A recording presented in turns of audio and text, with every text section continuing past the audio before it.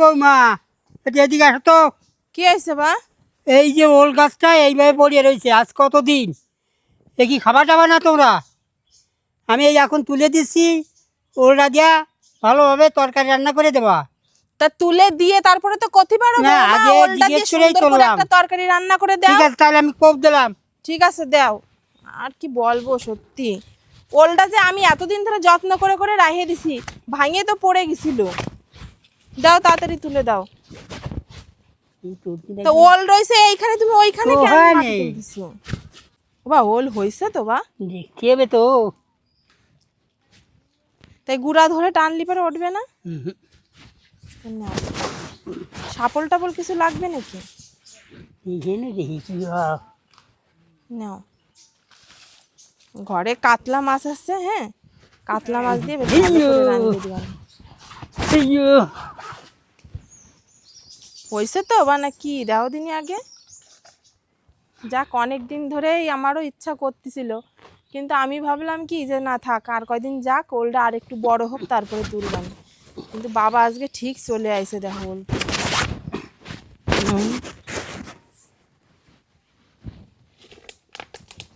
হয়েছে।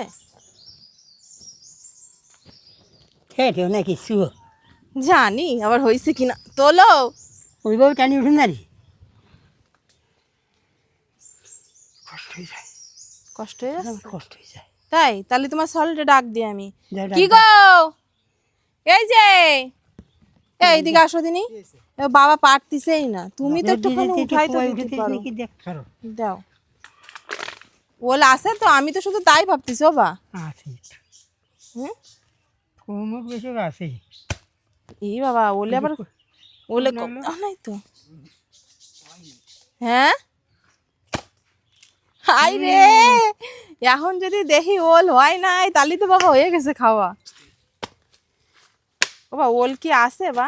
আছে, ওই তো ওল বাড়িয়ে গেছে। হইছে হইছে হইছে, ও তাহলে ওল হইছে আজকে ওল তাইলে। বাড়িয়ে গেছে। তো দেখো আজকে কত বড় একটা ওল পেয়ে গেলাম। তো এইদিকে এই ওলটাকে এখন বেশ ভালো করে ধুয়ে টুয়ে পরিষ্কার করে দেবে, যেহেতু ওলটা এত বড়, মানে বলার মতন না, 5-10 কিলো তো হয়েই যাবে। এই পাচ্ছিলাম না খুঁজে মোটেই, তারপরে পেয়ে গেলাম। তো তারপরে দেখো ওলটাকে বেশ ভালো করে পরিষ্কার করে ধুয়ে টুয়ে দিল, আমি রান্নাঘরে চলে এলাম ওলটা এবার কেটে নেব। আর এই ওলটা এত বড় যে আমি কাটতেই পারছিলাম না, তারপরে দেখো অনেক কষ্ট করে তারপরে এই যে ওলটাকে আমি কেটে নিলাম। আর ওলটা এত সুন্দর বলার মতন না, মানে খেতে তো মনে হচ্ছে খুবই দারুণ হবে, কারণ এত সুন্দরভাবে কেটে যাচ্ছে ওলটা। যেহেতু জানো তো যে ওলগুলো কাটতে বেশ সুবিধা হয়, সেই ওলগুলো কিন্তু খেতেও খুব ভালো হয়। সত্যি বলতে আমি তো ভেবেছিলাম মনে হয় ওলটা পুরো একদম নষ্ট বা হয়নি, প্রথমে দেখে তাই ভেবেছিলাম, কিন্তু দেখো পরে দেখলাম যে ওলটা এত সুন্দর, মানে এত জালি, মনে হচ্ছে একদম মানে কড়াইতে বসানোর সঙ্গে সঙ্গে একদম গলে মোমের মতন হয়ে যাবে। আর সত্যি বলতে বাবা খেতে চেয়েছিল বলেই কিন্তু আজকে এই ওলটা তোলা হলো, না হলে যে কবে তোলা হতো তার তো ঠিকই ছিল না। তো যাই হোক, বাবা আজকে খেতে চেয়েছে ওলের রসা রসা কাতলা মাছের ঝোল। এবার খেতে চেয়েছে, না দিয়ে কি করে আর পারি। তোমাদেরকে আগের ভিডিওতেও আমি বলেছিলাম যে মা থাকলে হয়তো মার কাছে বাবা অনেক আবদার করে বলতো এটা রান্না করে দাও সেটা রান্না করে দাও। যেহেতু আমার শাশুড়ি মা নেই, তাই আর কি করব, আমরাই আবদারটা পূরণ করে রাখি। তো এইদিকে দেখো আমি ওলটা কেটে নিয়েছি, তারপরে এই যে কড়াই বসিয়ে এখন কড়াইতে দিয়ে দিলাম জল। এবার এই গরম জলে বেশ ভালো করে ওলটা একটু সিদ্ধ করে নিতে হবে। আর একটা কথা বলি শোনো, ওল কচু এইগুলো কিন্তু একটু হালকা ভাপ দিয়ে নিলে কিন্তু খেতে কিন্তু দারুণ হয়। যেহেতু এর একটা আলাদা কষ আছে, সেই কষটা ওঠানোর দরকার আছে। তো তার জন্য দেখো আমি একটুখানি লবণ দিয়ে ঢাকনাটা বসিয়ে দিলাম। তো এইদিকে ওলটা সিদ্ধ বসিয়ে এখন আমি মাছে লবণ হলুদ মাখিয়ে রাখবো। আর এই দেখো কাতলা মাছের পিসগুলো এত সুন্দর, মানে কি বলবো, এক একটা বেশ বড় বড় সাইজের কিন্তু পিস। আর এই পিসগুলো যে এক এক পিস পাবে না, একদম শান্তি করে খাবে। সত্যি বলতে মাছগুলো কিন্তু খুবই দারুণ। আর একটা কথা কি জানো তো, মাছ যদি টাটকা হয় তাইলে কিন্তু যে কোনো তরকারি খেতেও খুব ভালো লাগে আর দারুণ স্বাদ হয়। তো আমি পরিমাণ মতন লবণ হলুদ দিয়ে বেশ ভালো করে মাছগুলো মাখিয়ে নিচ্ছি, তারপরে আমি গরম তেলে এক এক করে মাছগুলো বেশ ভালো করে ভেজে নেব। আর সত্যি বলতে এই মাছটার সাইজ নাকি অনেক বড় ছিল, বর এসে বলল অনেক বড় মাছের থেকে কিন্তু আমি 1 কিলো 200 মতন মাছ নিয়ে এসেছি। আমি কিন্তু পুরোটাই মাছ আজকে দিয়ে দিয়েছি। এখানে যতগুলো পিস হয়েছে কি বলবো, সেই পিসগুলো একটু ছোট করলে অনেক পিস বেরাতো, কিন্তু না, আমি বলেছি আজকে বেশ ভালো বড় বড় সাইজের কাতলা মাছ দিয়ে ওল হবে। তো চলো, আর এই দিকে আমি একটু জিরা, আদা আর কাঁচা লঙ্কা শিলে বেটে নেব, আর এইটা দিলে কিন্তু স্বাদ কিন্তু দারুণ হয়। তো চলো, এবার আমি কড়াইটা বসিয়ে দিলাম। কড়াইতে এবার খাঁটি সর্ষের তেল দিয়ে তেলটাকে বেশ ভালো করে গরম করে নিলাম। তো এইদিকে পরিমাণ মতন তেল দেওয়ার পরে তেলটাকে বেশ ভালো করে গরম করে নিয়েছি। তারপরে আমি এক এক করে মাছগুলো ছেড়ে দেবো। আর সত্যি বলতে কি, আমাদের এই খাঁটি সর্ষের তেলের যে ঘিরানটা মানে দারুণ, নাক জ্বলে যায়। তো এইদিকে দেখো তেলটাকে বেশ ভালো করে গরম করে নিয়েছি, তারপরে এক এক করে মাছগুলো আমি ছেড়ে দিচ্ছি। তো এইদিকে এক এক করে মাছগুলো ছেড়ে দেওয়ার পর মাছগুলো কিন্তু বেশ সুন্দর করে ভেজে নিতে হবে। হ্যাঁ, আমি কড়া ভাজা ঠিক দেবো না, কিন্তু মিডিয়াম যে ভাজাটা সেই ভাজাটা করে নেব, যেহেতু এই মাছগুলো কিন্তু অনেকটা বড় হয়, একটু হালকা ভাজলে কিন্তু হবে না, যার জন্য আমি একটু মাছগুলো বেশ হালকা লাল লাল করে ভেজে নিয়েছি। অবশ্য একেবারে কড়া করিনি, আমার যতটা প্রয়োজন ততটা আমি মাছগুলো সুন্দর করে নিলাম। আর সত্যি বলতে মাছগুলো এত তেল হয়েছে বলার মতন না। তেল কিন্তু আমি এতটা দিইনি, একটু সামান্য হলেও কিন্তু তেল গলেছে। যাই হোক, তেল প্রচুর মাছে। তো এদিকে দেখো মাছগুলো সুন্দরভাবে হালকা হালকা লাল লাল করে আমি মাছগুলো তুলে নিলাম।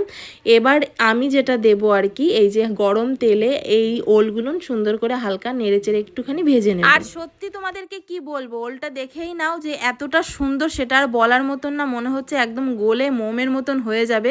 আমি কিন্তু বেশি একটা সিদ্ধ করিনি, তারপরও দেখো কেমন একটা গলে যাচ্ছে।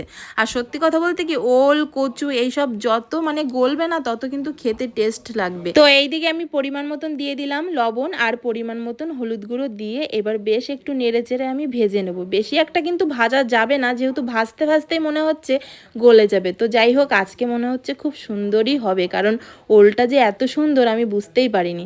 তো এইদিকে দেখো হালকা ভেজে নিয়েছি, তারপরে আমি দিয়ে দিলাম পরিমাণ মতন জল। আর জলের পরিমাণটা একটুখানি বেশি দেওয়ার কারণ আমি এখনও পর্যন্ত কিন্তু সোমবারা দিইনি, যার জন্য একটু জলটা বেশি দিয়েছি। অনেকে কিন্তু 1 সোমবারায় রান্না করে, কিন্তু আমি করব 2 সোমবারায়।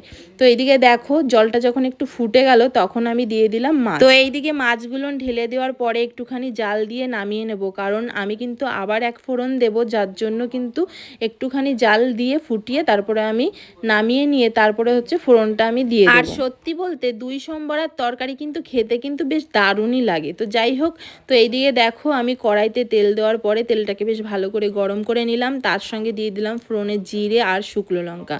তো এইদিকে ফোড়নে দেওয়ার পরে তারপরে আমি দিয়ে দেবো একটু আদা বাটা, জিরে বাটা, যেটা আমি শিলে পেস্ট করে নিয়েছিলাম। তো এই যে আমি দিয়ে দিলাম আদা বাটা আর হচ্ছে জিরে বাটা। তো এইবার আমি বেশ ভালো করে একটু নেড়ে চেড়ে ভেজে নেব। তো এইদিকে দেখবো যখন হালকা তেল ছেড়ে দিয়েছে তখন আমি দিয়ে দেবো হচ্ছে কাঁচা লঙ্কা বাটা। হ্যাঁ, কাঁচা লঙ্কা বাটাটা একটু বেশি করে না ভাজলেও চলবে। তো এইখানে দেখো আমি কাঁচা লঙ্কা বাটাটা বেশ দিয়ে বেশ হালকা একটু নাড়াচাড়া করে তারপরে আমি দিয়ে দেব এই যে তরকারি। ও ফোড়নটা যা হয়েছে না, পুরো দারুণ, পুরো জমে যাবে আজকে, জানো তো। এই ওলের তরকারি বাবা যদি পায় না, পুরো শান্তিভাবে পেট পুড়ে খেতে পারবে। তো আর দেখো আমার হাঁসটা আবার এদিকে টিম টিম করে চলে এসেছে, আমি কি রান্না করছি সেটা আবার দেখতে চলে এসেছে। আর সত্যি কথা বলতে কি, আমার না পশু পাখি, হাঁস মুরগি, কুকুর বিড়াল এগুলো যে কত ভালো লাগে সেটা আর বলার মতো না। তো যাই হোক, ওল খেতে কে কে ভালোবাসো অবশ্যই কিন্তু জানাতে হবে। আর আমার কিন্তু খুবই ভালো লাগে। আর আমরা কিন্তু ছোটবেলার ছড়াতে পড়েছি, ওল খেও না ধরবে গলা, ওষুধ খেতে মিছে বলা। তবে যাই হোক, ওলটা কিন্তু খুব ভালো লাগে, সবারই খুব প্রিয়। ওল, কচু, কলা, তারপরে কাঁচকলা, দয়া কলা, এগুলো কিন্তু খেতে অনেকেই খুব ভালোবাসে। তো দেখো এইদিকে আমি একটুখানি বেশ ঢাকনাটা চাপিয়ে আর একটু বেশ ভালো করে ফুটিয়ে নিলাম। তারপরে দেখো ফাইনালি রেডি হয়ে গেল একদম ওলের, একদম কি বলবো, রসা রসা কাতলা মাছের ঝোল। ওহ, কি দারুণ লাগবে বলো। তো যাই, এবার আমি তরকারিটা নামিয়ে ফেলি। কি দেখে কি খেতে ইচ্ছা করছে না? শোনো, একটা কথা বলে দিচ্ছি, খেতে ইচ্ছা করলে যদি বাড়িতে না লাগানো থাকে তাহলে বাজার থেকে কিনে নিয়ে ঠিক এইভাবে একবার রান্না করে খেয়ে দেখো, দারুণ লাগবে, পুরো জমে যাবে একেবারে। ওয়াও।